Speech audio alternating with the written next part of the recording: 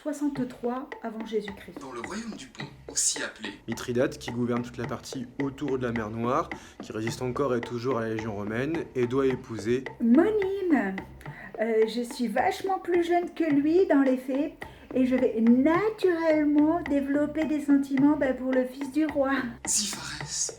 Je l'aime en retour, mais je suis retenu par mon devoir de fils. Et parce que je me sens coupable pour ma mère qui a trahi mon père avec les Romains. En fait, tout le contraire de son demi-frère. Parnasse, un arriviste qui convoite pour le pouvoir et qui complote pour épouser Monime. Dont il est aussi amoureux, Tout ça évidemment dans le dos de Mithridate. Tout le monde croit mort. mais qui ne l'est pas tout à fait. En gros, c'est le récit d'un solitaire mal aimé qui s'est réfugié dans la conquête militaire et se retrouve face à lui-même et ses choix déplorables. Mithridate est une tragédie de Jean Racine en 5 actes. La pièce s'ouvre sur Xipharès et son serviteur Arbate qui apprennent tous les deux la mort du père de Xiph. On me faisait, Arbate, un fidèle rapport. Rome en effet triomphe et Mithridate est mort. Les Romains vers l'Euphrate ont attaqué mon père. Et trompé dans la nuit, sa prudence ordinaire. Et maintenant, du coup, Seigneur, vous allez faire quoi?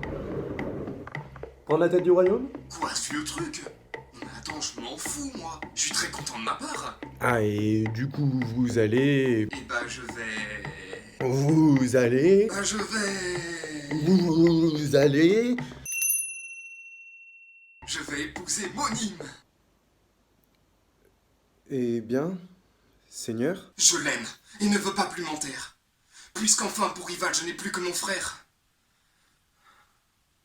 Tu ne t'attendais pas sans doute à ce discours, mais ce n'est point, Arbate, un secret de 2 jours. Sur ce, Monime les interrompt. Seigneur, je viens à vous car enfin aujourd'hui, si vous m'abandonnez, quel sera mon appui? Mec, j'ai plus personne. Plus de famille, plus d'amis, plus de patrie, plus de travail. Et maintenant, veuve. Aidez-moi. Ok, Alors là, tu peux pas gérer ton frère parce qu'on est à la limite du cyberharcèlement quand même, hein? bah ouais, je m'en charge, mais le truc... c'est que je t'aime aussi. Ah, Ah, Ah ouais, on a se matché. matché. Défendez-moi des fureurs de Pharnace. Pour me faire, Seigneur, consentir à vous voir, vous n'aurez pas besoin d'un injuste pouvoir. Ah, madame. Seigneur, vous voyez, votre frère. Jusqu'à quand, madame, attendrez-vous mon père? Pharnace en a marre et veut absolument épouser Monime. Alors là, Monime, elle brode un peu, lui explique qu'elle peut pas l'épouser parce qu'elle doit rester fidèle à Mithridate. Vous pouvez pas m'épouser parce que... Mais parce que vous êtes pote avec les Romains, t'es. Que parlez-vous de Rome et de son alliance? Pourquoi tout ce discours et cette défiance? Qui vous dit qu'avec eux, je prétends m'allier? Évidemment, Pharnace ni en bloc. Quand bien même, hein, il a pas perdu son temps pour faire ses avances à Monime. Oh, toi, le fils à papa, ça va, hein? Quoi? Moi, le fils à papa? Espèce de dégénéré! Pardon! Votre exemple n'est pas une règle pour moi. Toutefois, en ces lieux, je ne connais personne qui ne doive imiter l'exemple que je donne. Vous pourriez, à Colchos, vous expliquer ainsi. Je le puis à Colchos, et je le puis ici. Ici? Vous y pourriez rencontrer votre père. Et là, coup de théâtre. Prince, toute la mer est de vaisseaux couverts, hein? Et bientôt démente le faux bruit de sa mort. Mithridate lui-même arrive dans le port. Ça parle. Popette! On arrive à l'acte 2. Le roi revient bien vivant et attend à être accueilli par sa promise Monime. Vous êtes ici quand Mithridate arrive. Quand pour le recevoir, chacun court sur la rive. Regarde en quel état tu veux que je me montre. Vois ce visage en pleurs. Et loin de le chercher, dis-moi plutôt, dis-moi que je m'aille caché. Non seulement Monime n'est pas là, mais en plus Mithridate apprend par son serviteur Arbate de la perfidie de son fils Pharnace. Alors je dis ça, je dis rien, mais mon roi, je crois que votre fils Pharnace est l'anonyme, hein, vous voyez ce que je veux dire? Traître! Sans lui donner le loisir de répandre les pleurs que son amour aurait dû à ma cendre. Et son frère? Son frère, au moins jusqu'à ce jour, Seigneur, dans ses dessins n'a point marqué d'amour, et toujours avec vous, son cœur, d'intelligence, n'a semblé respirer que guerre et que vengeance. Oh, on reste calme, on reste calme. Tout mon roi, tout doux. Vous pouvez me faire confiance, entre nous c'est du sérieux. À la vie, à l'amour. Hein. Jamais je n'en épouserai un autre. Hein. Jamais. Le souci, c'est que le roi soupçonne Monime d'aimer Pharnace. C'est Xipharès qu'elle aime. Elle-même? jamais dit. Attends, ça arrive. Prince, il n'est plus temps de le dissimuler. Ma douleur pour se taire a trop de violence. Et patati, et patata, et patati. Bref, je t'aime, mais je vais épouser ton père parce que c'est le roi et qu'on obéit à son roi. Voilà, c'est comme ça. On en arrive à l'acte 3. Et Mithridate commence vraiment à questionner sa paternité. Moi, que ton fils ait un crush sur ta femme, ça peut arriver, hein. Venez, prince, venez. Enfin, l'heure est venue qu'il faut que mon secret éclate à votre vue. Enfin, là, il est pas super content quand même. De Romains que la guerre enrichit de nos pertes. Des biens des nations, ravisseurs altérés. Ils y courent en foule. Et jaloux l'un de l'autre, désertent leur pays pour inonder le nôtre. Moi seul, je la résiste. Ou lassé, ou soumis, ma funeste amitié pèse à tous mes amis. Donc pour se défouler, il repart en guerre. Il décide d'aller directement à Rome, au Capitole, au cœur de l'ennemi. Non, mais le mec a une paire de cojones. Je sais tous les chemins par où je dois passer. Parce que tous les chemins mènent à Rome. Bien sûr, il n'a pas oublié la traîtrise de son fils. Du coup, Farnas, tu vas épouser la fille du roi de Parthe pour sceller une alliance.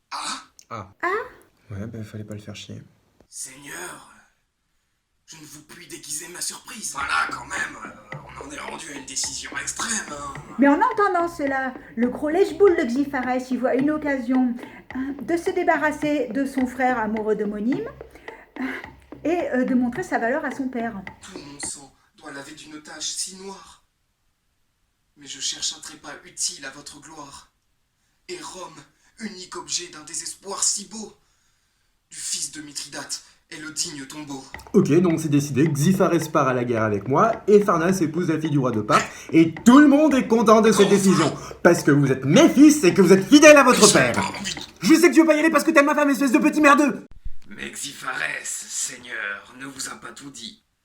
C'est le moindre secret qu'il pouvait vous apprendre. Et ce fils, si fidèle a dû vous faire entendre, que des mêmes ardeurs dès longtemps enflammées, il aime aussi la reine, et même en est aimé. Mais Mithridate le croit pas, il pense que c'est un mensonge pour discréditer son frère. Vraiment? Même pas un petit peu? Alors là, les doutes commencent à envahir Mithridate. Il décide de tendre un piège à Monime pour vérifier que Pharnacée lui mentait vraiment. Bon, j'ai bien réfléchi, c'est vrai que je suis plus tout jeune, Oui, et en plus je vais repartir en guerre, oui, donc ma vie est franchement limitée dans le temps. ouais. Et je sais que même si vous l'aimez, je veux plus entendre parler de ce Farnas. Continuez. Je pense qu'il serait préférable que vous épousiez quelqu'un d'autre, pourvu que vous vouliez qu'une main qui m'est chère, un fils, le digne objet de l'amour de son père, Xiphares, en un mot, devenant votre époux, me venge de Farnas et m'acquitte envers vous. Xiphares? Lui, Seigneur? Oui, lui-même, madame. Non mais vous êtes sûr de ce que vous dites là? Je sais bien qu'il sera difficile de vous enlever Farnas de l'esprit. Non mais pas du tout, je le déteste, hein. Eh ben parfait alors. Mais quand même, vous êtes sûr de vous?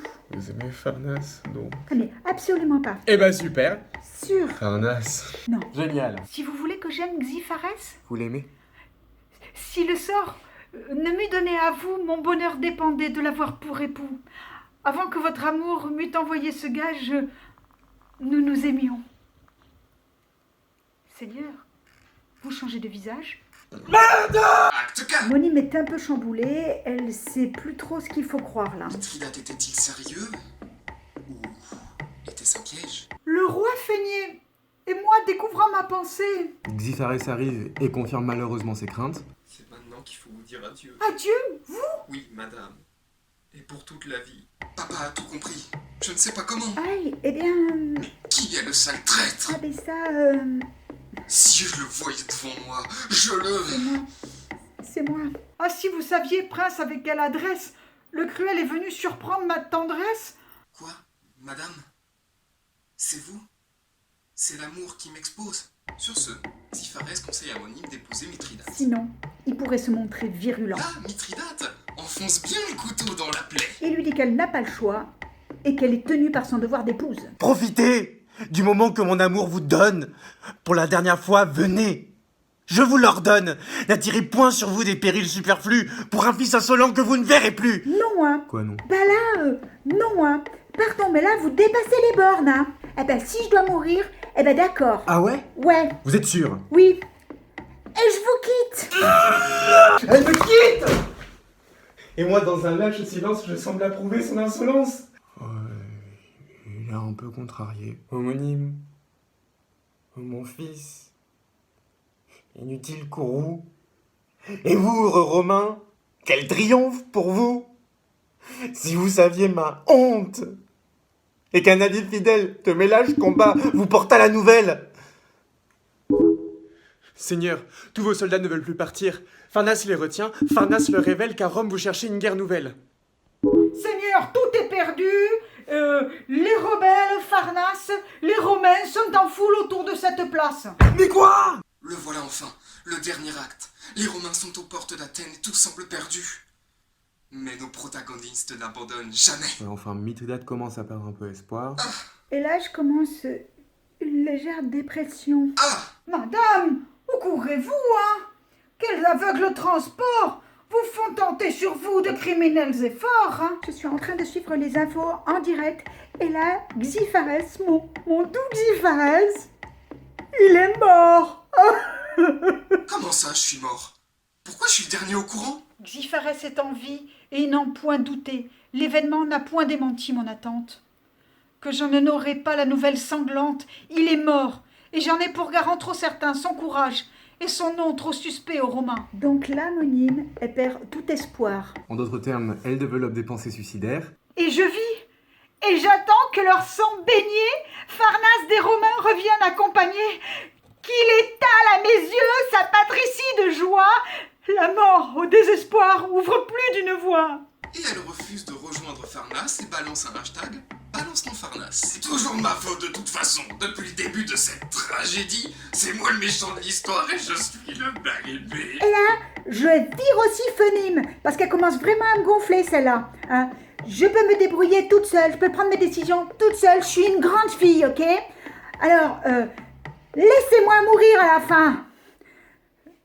Bon, reste à savoir comment j'en finis. Ah bah ça tombe bien, parce que Arcas arrive avec du poison justement de la part du roi pour qu'elle puisse se suicider. Ah ben vous tombez à pic. Donnez.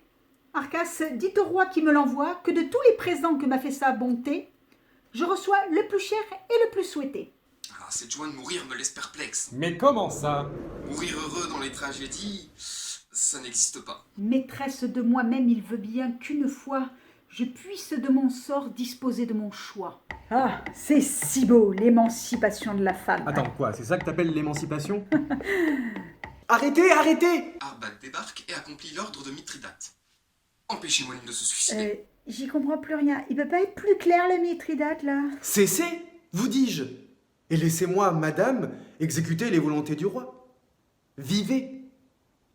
Et vous, Arcas, du succès de mon zèle, courez à Mithridate lui apprendre la nouvelle. Là, hop, nouveau coup de théâtre. Ben, si c'est juste pour ça... Ah, et Xiphares est vivant aussi. Xiphares est vivant? Grand Dieu, quel... Retournement de situation. Il semblait bien que j'étais pas mort. Je suis bien placé pour le savoir quand même. S'ensuit une longue tirade d'Arbat qui explique le long combat des deux hommes, que Mithridate s'est suicidé avec son épée. Y a quoi? Et juste après, j'ai repoussé les Romains. Y'a quoi? Enfin, t'aurais pu arriver plus tôt quand même. Alors, Mithridate et Xiphares rejoignent Monime, et là, tout s'arrange. Mithridate pardonne à Monime et unit celle-ci à Xiphares, et il leur conseille de s'enfuir. Et là, Mithridate lui dit un truc du style « Ne te pends pas mon amour, ne meurs pas, épouse-le et vis, résiste, prouve que tu existes, cherche ton bonheur, mais partout, va, refuse ce monde égoïste. Merci Mithridate. Et voilà que tout est bien qui finit bien. Monime peut enfin prendre ses décisions toute seule et vivre son grand amour avec Xiphares. Et ils vécurent heureux et on ne sait toujours pas pourquoi c'est une tragédie.